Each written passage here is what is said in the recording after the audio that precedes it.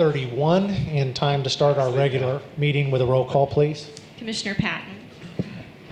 Here. Commissioner Barwick. Here. Commissioner Webb. Here. Commissioner Stecklin. Here. Mayor Absher. Here, would you all join and stand with me in the Pledge of Allegiance?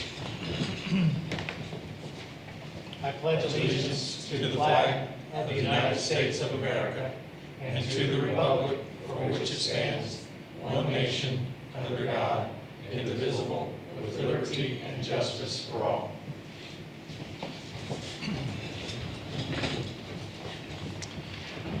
Okay, third item on the agenda is the opportunity for any visitors to address the council under our public comments section. Is anybody here who wants to address the council this evening?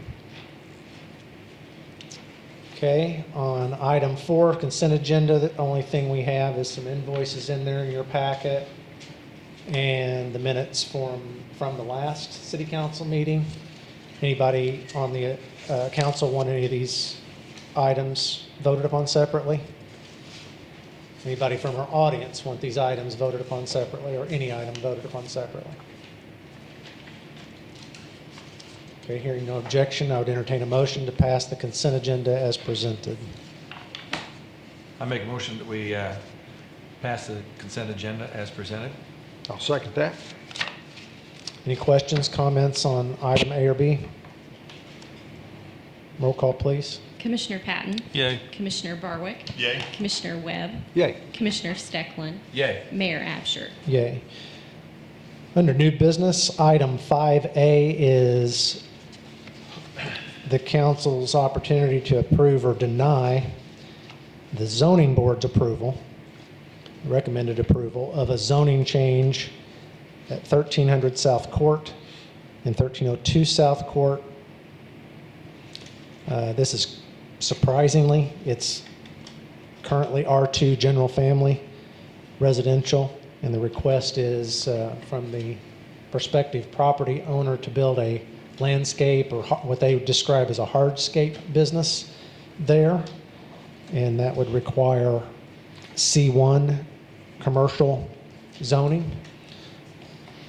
Zoning board had a meeting, heard this out. I don't believe anybody came to testify against this, so that's my question. Is everybody here to speak against this zoning change tonight that wishes to be heard? Okay, then I will move to approve the zoning board's approval of a zoning change at 1300 South Court and 1302 South Court. Parcel ID numbers are 0624450008 and 0624450009 from R2 General Family Residential to C1 General Commercial. This would be under Ordinance 4072. Prospective owner's name is Drew Denton. Current owner's name is John McAnally. I'll second that. Okay, I think you guys have all the information that you need, legal description. Cody emailed us that I had asked for the notes that were omitted from the packet from the zoning board meeting itself. You should have copies of that to refer to. I was interested to see if anybody had testified either for or against, and it doesn't appear anybody came to speak out against. So if you need time to review those notes, do so, or any discussion or comments on this. I have a question. This is where the old radiator shop used to be, correct? Jim just said he thought it was, what, the Yeah, truck I was mistaken. inspections? I think it is Radiator Shop. Yeah.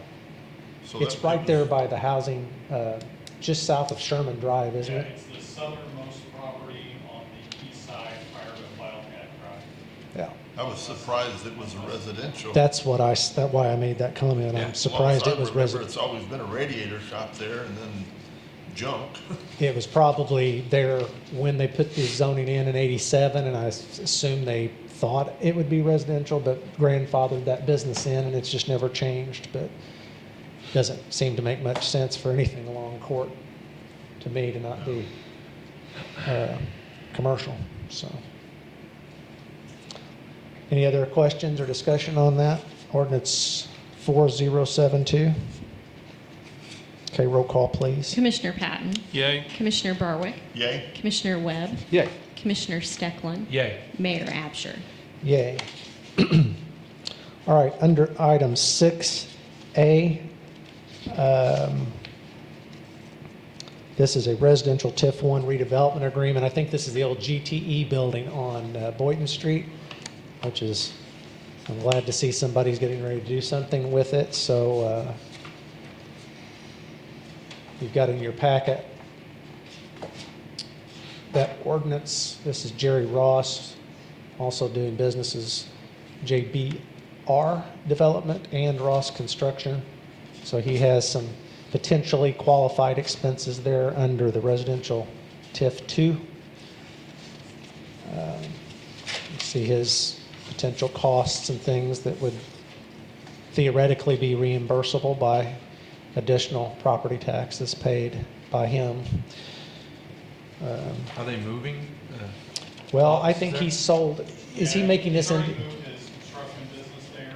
Yeah, Operationally, I don't think the residents would know one way or the Right. other, but yeah, I think he moved his business there about a year ago. yeah. Somebody doesn't mind to read item 6A, I'd appreciate it.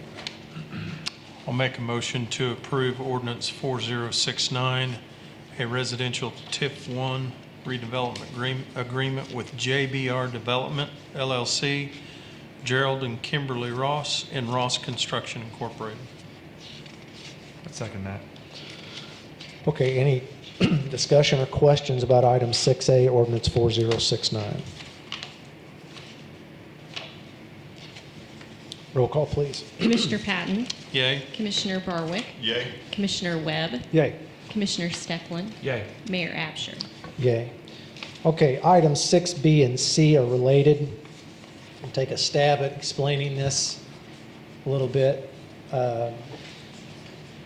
What this is, B, is to engage our consultants and attorneys, Jacobs and Klein, and the Economic Development Group to administer what city administration is proposing as the Fifth Amendment to the Marion Star Bond District. This entails adding a handful of parcels to the Star Bond project.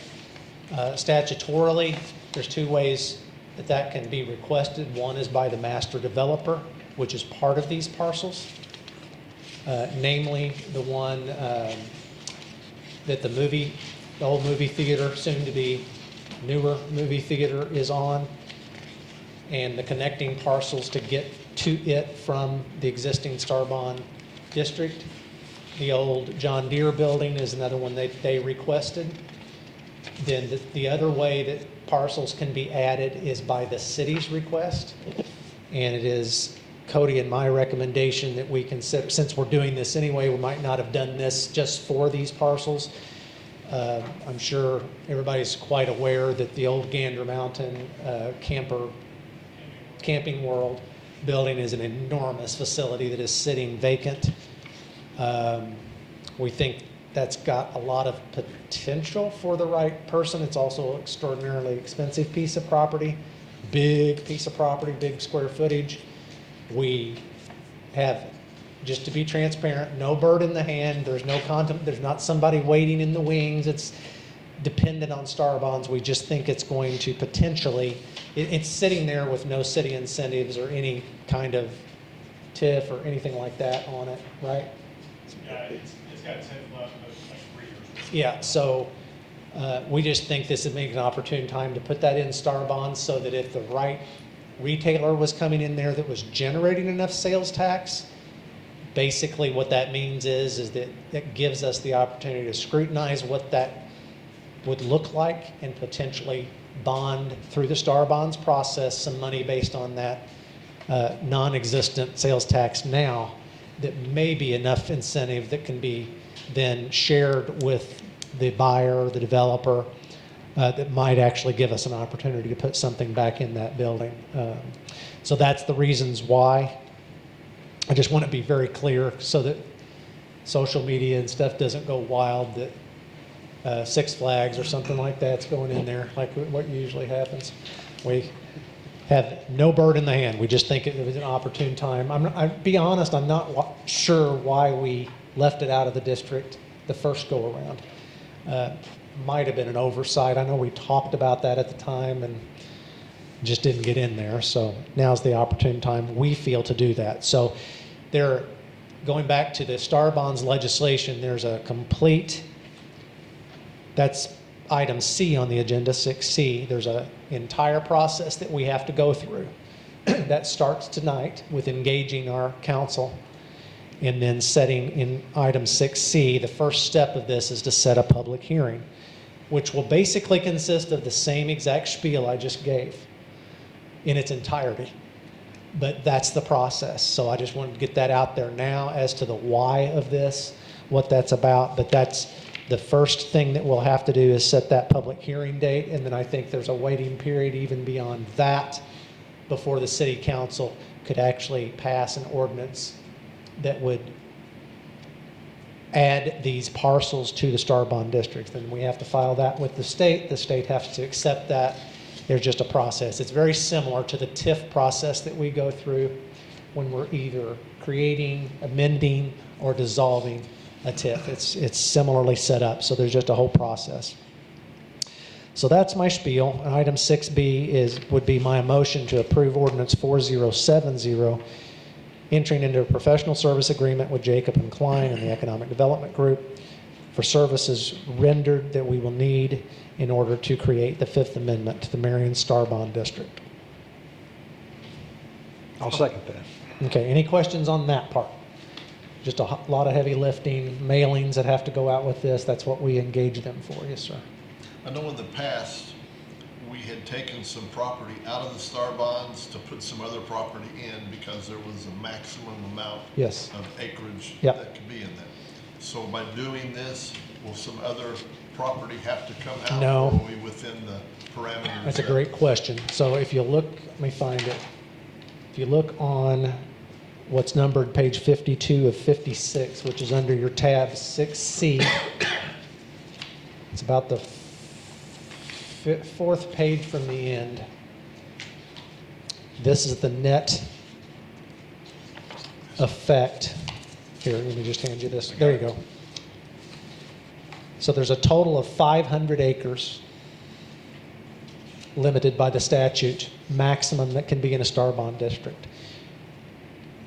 This, if we go through this process, the biggest piece of this, there's almost 16 acres, it looks like, that's part of that former Gander Mountain parcel. These others make up the difference between that number and the 25.57 acres that would be added by the Fifth Amendment. When we amended the Fourth Amendment, which speaks to the point you just said, we took some out. We ended up with 465.85. So if you add the 2557 to that number, we're just basically 8.5 acres shy of our maximum. So if something came about that required more than that and wasn't in the Star Bonds district and it was even eligible, then that would be the point at which we'd have to say, okay, is there something somewhere that we don't think can be developed? And we'd have to take something out to accommodate that. Or if it's 8.5 acres or under, we could go through this process presumptively and add it. So we're basically just under the wire at this point. Is that stating it correctly? Okay. Any other questions on 6B? We're still on here. Got a first and a second, right? Roll call, please. Commissioner Patton, Yay. Commissioner Barwick, Yay? Commissioner Webb, Yay. Commissioner Stecklin, Yay. Mayor Absher. Yay. So item 6C is that next step, which is a resolution that we need to pass that establishes the date of this first step, which is the public hearing. And this ordinance 4070, this resolution 2025-15 is, if approved, sets that date for November 18th. Not sure what day of the week that is. That's a Tuesday, November, oh, it says right there. Tuesday, November 18th at 5:30 in this room. Marion City Hall, 350 Tower Square Plaza, right here in council chambers. Again, that's Tuesday, November 18th, 5:30. As I've said, the explanation of that, although I'm sure Nick from Jacob and Klein will be here, he probably will state what I said and with a bunch of legalese, but it's essentially the same information. There's no more or less to it. We will state that case, but that would be the opportunity for anybody from the public, including those that would be notified that own adjacent parcels and such. Is the notifications that go out just the adjacent owners or within a certain radius, or everybody in the Starbond district? It'll be everyone in the Scarborough district and those directly surrounding these parcels. Okay, so part of that process is we'll have to mail out notices to adjacent parcels that touch these. And then in addition, I guess, Cody says, everybody in the Starbond district. So anybody whose property is in there will get a notice, and that usually begs the issue, and they will want to come and hear all about it. So that's what this resolution is to set that time and date. Again, it's Tuesday, November 18th, 5:30 p.m. at Marion City Hall, 350 Tower Square Plaza, Marion, Illinois, in this room. And that's my motion to approve Resolution 2025, setting that date for a public hearing to consider the Fifth Amendment to the Marion Starbond District. I'll second that. Okay, any questions about this? Roll call, please. Commissioner Patton, Yay. Commissioner Barwick, Yay. Commissioner Webb, Yay. Commissioner Stefan, Yay. Mayor Absher. Yay. All right, under item 7A, I know that's Commissioner Barwick here, but before we do that, Tammy made a note for us that we have a error in the ordinance that you've got in your packet. After all the whereases are done, it incorrectly says the Marion Water Department is authorized to sell the above described vehicle. That was incorrect. That should say the Marion Fire Department. Tammy's corrected that in the ordinance already. Yes. that I will sign if you pass this, so just make that note of that Scrivener error. So anyway, Commissioner Barwick. I'd like to make a motion to approve ordinance 4071, directing the sale of surplus property from the Marion Fire Department, which is a 2015 Ford Taurus sedan for $4,500. Second that. Do we already have a bid from somebody on this? Do you? Yes? Orville Fire Department. Goreville Fire Yes. Department? Oh, good. So they're going to get some use out of it. Terrific. Does it say that in here? Did I miss it? Oh, yeah, it does, right there. Goreville Fire Department. That's what I get for going to Japan.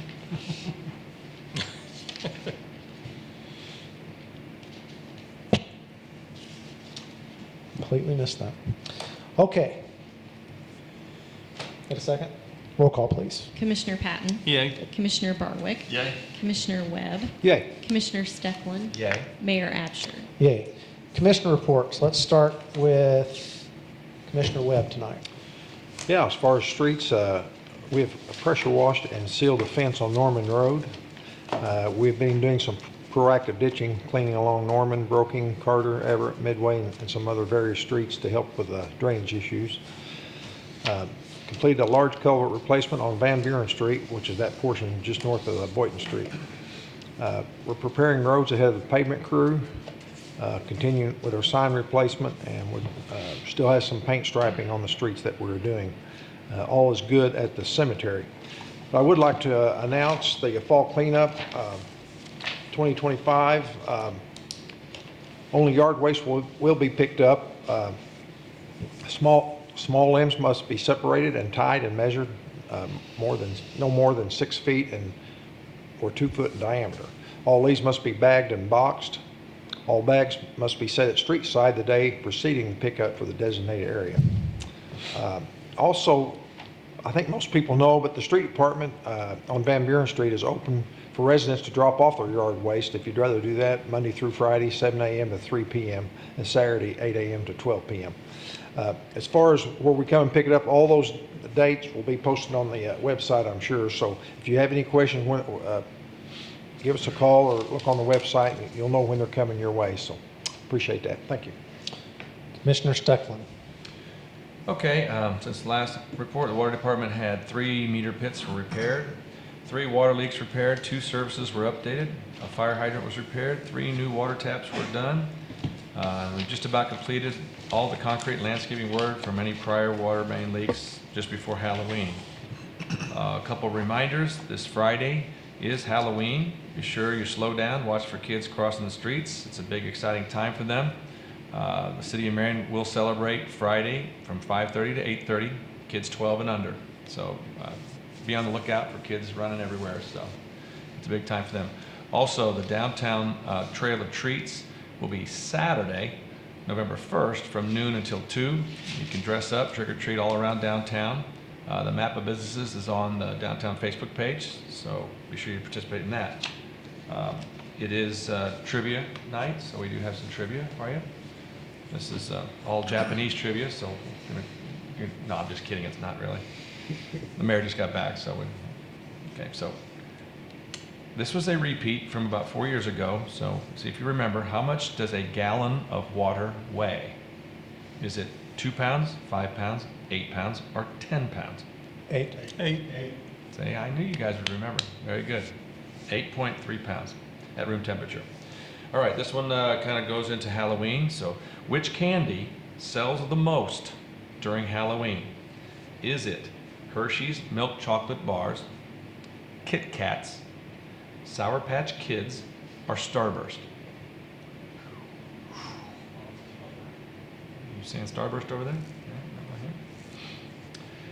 Over a 14-year period, Illinoisans bought 162,272 pounds of Sour Patch Kids, 126,000 pounds of Kit Kats, 112,000 pounds of Starburst, and let's see, in a single year in 2022, over 135,000 pounds of Sour Patch Kids were sold. I go on to say that these are the ones you find on the street after the parade, because nobody wants them, but they're cheaper, so people buy them. So anyway, it is Sour Patch Kids, so that's it. That's all I got. Mr. Barwick. I don't have anything from my departments, but I do have a question. Do we know, has IDOT said anything about putting lights up around the roundabout? Yes. on Wildcat? Cody can speak to that. We've had that question. Several Yeah. people questioned me on that. Yeah, they, for whatever reason, actually last week I drove through the one on 148, North 13, and it has lights up already. The lights for this one were on back order from whatever supplier they bought them from, and they're not gonna be here until next year. So they have 17, I think was the number, lights for this roundabout, but we have no idea at this point when they're gonna be installed. So they do have the electrical ran and ready to go when they do come in, so. Yeah, I wonder if there's any Start. temporary lights that could go up or something. Potentially, they would have to be high, so they're. Yeah, I know, that's the issue. Yeah. We had a generator lights out at Love's for a while. I don't know what that was for, but there was a generator thing sitting on the one thing for 2 weeks, a month or so ago. I don't know if their lights were out or something, but that would require somebody to go out there every night and store them. Yeah, Turn it back off. don't need to do that. Yeah, no, and, I mean, we're hoping that it would be January, February, but there's a potential that it could be 2 or 3 months where that would be the case. Yeah. Let's inquire with Carrie Okay. and see if there's any temporary lights or something they would consider. Okay. Yes, sir.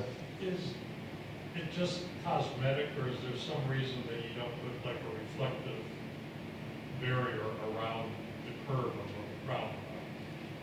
That's Because IDOT's. it's a lot of times you can't make out the difference between A or B, until you run up on it and figure out that there's a curve there. Sometimes it's not. I don't know the answer to that question, other than they hire engineers, and that's what engineers say is the top design. I don't know. I just would think, have something reflective to let people know that something's there, but that's not.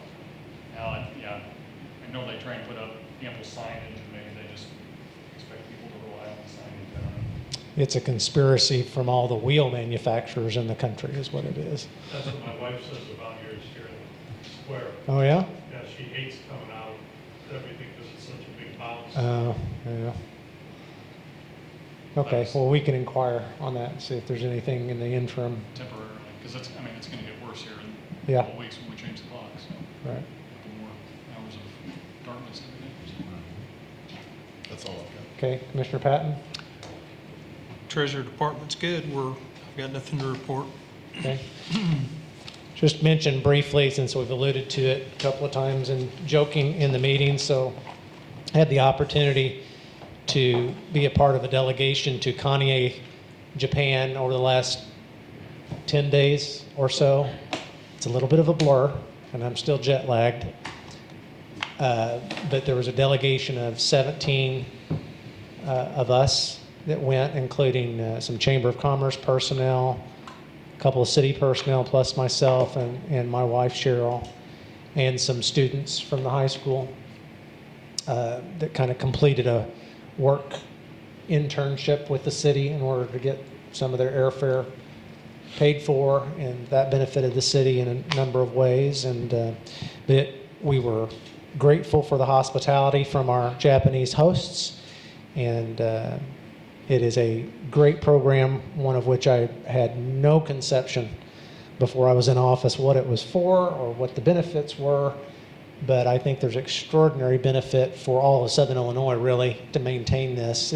For those of you that don't know, how it kind of started is when Eisen came here, the mayor of Kanye, who had just been elected, knew at that time the head of Eisen, which is very close to Kanye, Japan, and I guess reached out through Eisen, and that took a number of years to actually gel. I don't think they signed that agreement until about 2010 ultimately, because this is the 15th year. That was this anniversary year. But it's a cultural exchange. It's intended for people from Southern Illinois and Kanye and vice versa, obviously, to experience each other's cultures.